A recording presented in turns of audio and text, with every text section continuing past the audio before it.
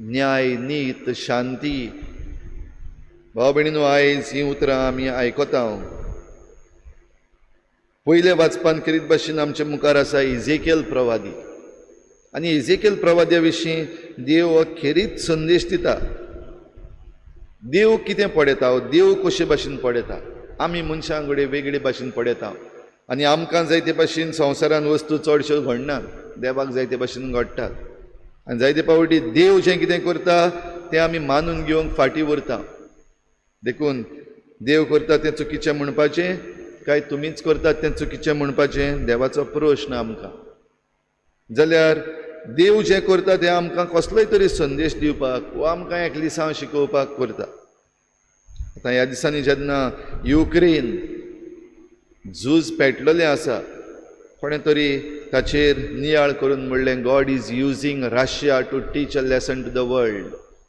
संवसाराक लिसांव शिकोवपाक देव रशिया ह्या देशाक वापरता. कित्याक तांचो प्रेजिडेंट कसोच आयकना. कितल्याय जाणांनी सांगल्यार तो आयकना. झूज चालूच आसा. जाल्यार देव आमकां शिकयता अशें तो म्हणटा. भाव भयणीनो, आयच्या पयल्या वाचपाचेर आमी नियाळ करीत जाल्यार थोडेशे मुद्दे आमच्या मुखार दवरल्यात. एक, नश्टो मनीस, वायट मनीस. म्हणटच वायट मनीस, नश्टे मनीस म्हणटा ते आमचे मदें आसात, ते ना म्हणूंक जायना. जाल्यार नश्टे मनीस जे आसात तांकां आपलें नश्टेपण सोडून बऱ्या जिविताक देव आपयत आसता, उलो मारीत रावता. आनी जेन्ना उलो मारता तो उलो आयकत आनी आपलें नश्टें जिवीत सोडलें जाल्यार जिवीत आसा. आनी जरी तर आपलें नश्टें जिवीत सोडिना, त्याच नश्टेपणान रावता जाल्यार मरण आनी खास केन्ना येतली, कशी येतली आमकां खबर ना. पूण जरी तर ती खास्त नाका, तें मरण नाका, जाल्यार सादी वस्त.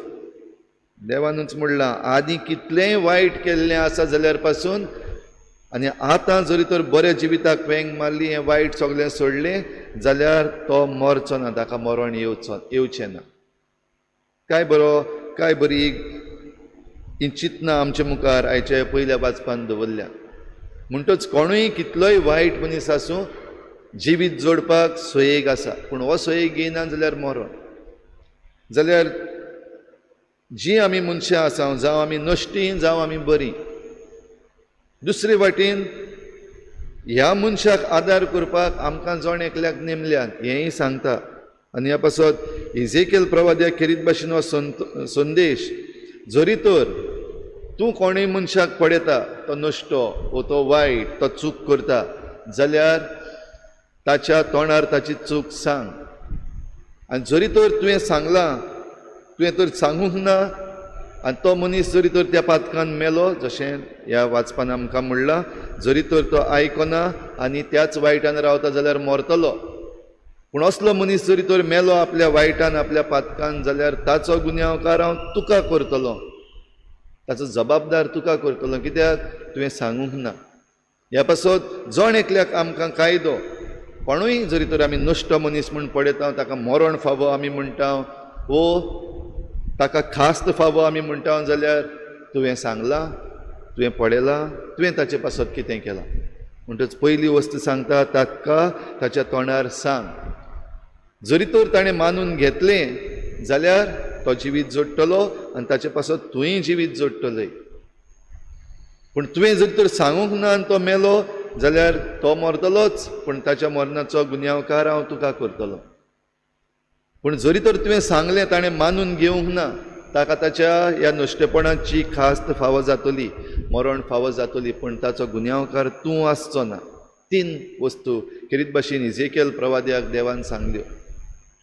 जाल्यार भाव भयणीनो, आमकांय ह्या संवसारान जियेता आसतना हो वावर आसा. खंयच्याय मोडार, जावं आमच्या घराब्यान सुरू करून, आमच्या घराब्यान जायते फावटी नश्टेपण जाता. आमच्या समाजान आयज जायते नश्टेपण दिसती पडटा.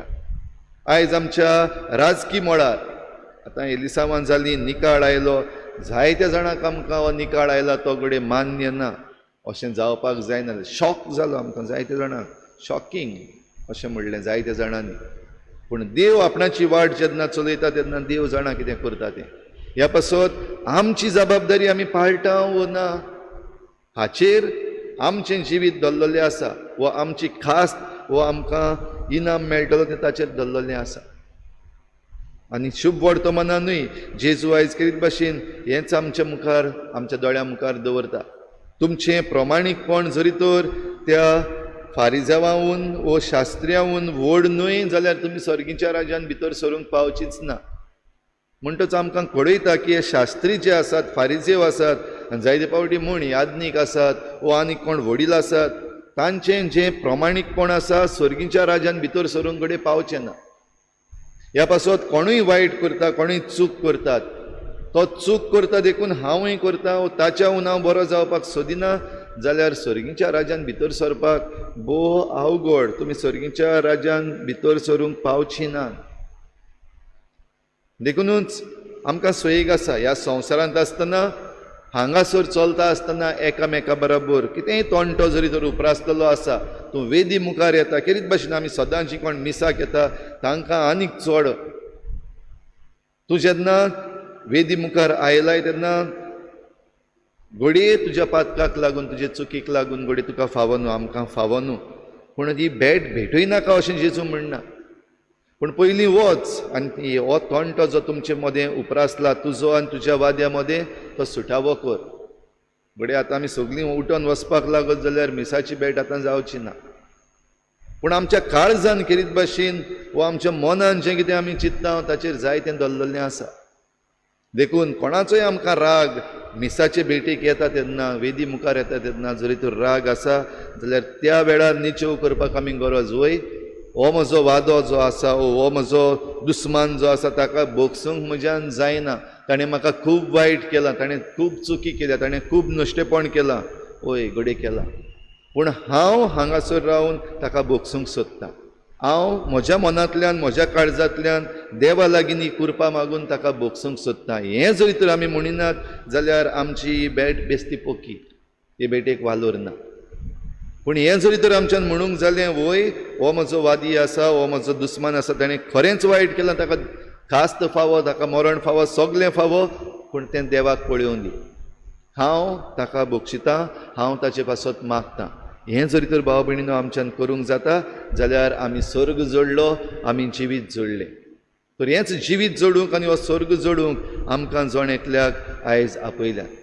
आमी जरी तर तशींच आमची स्टबन रावलीं, ना हांवूच रायट तोच रॉंग अशें जरी तर करीत जाल्यार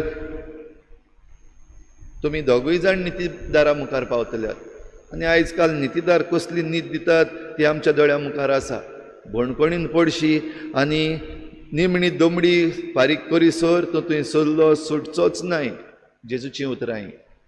तर भाव भयणीनो, आमी जें कितें आमी करपाचें आसा म्हणजे आमचे दोळे उक्ते करून जें कितें घडटा आमचे भोंवतणी तें बरे भशेन समजुया. आमचे भोंवतणी मनशां आसात, तांचे पासत तें सगलें. ह्या सगळ्यान जें कितें आमचे मुखार आसा, आमचे लागीं आसा, तातूंत आमी जें कितें करता तें आमच्या भावा भयणी सगळें पयलीं पावपाक जाय. पदवी आनी हेर दुसऱ्यो वस्तू त्यो मागीर, जाल्यार तांचे सगळें पावता जाल्यार ह्या मनशांक, त्या मनशां बराबर आमी हाताक हात धरून ही सर्गीची वाट चलूंक आमकां हे भेटेन कृपा मागून घेवया.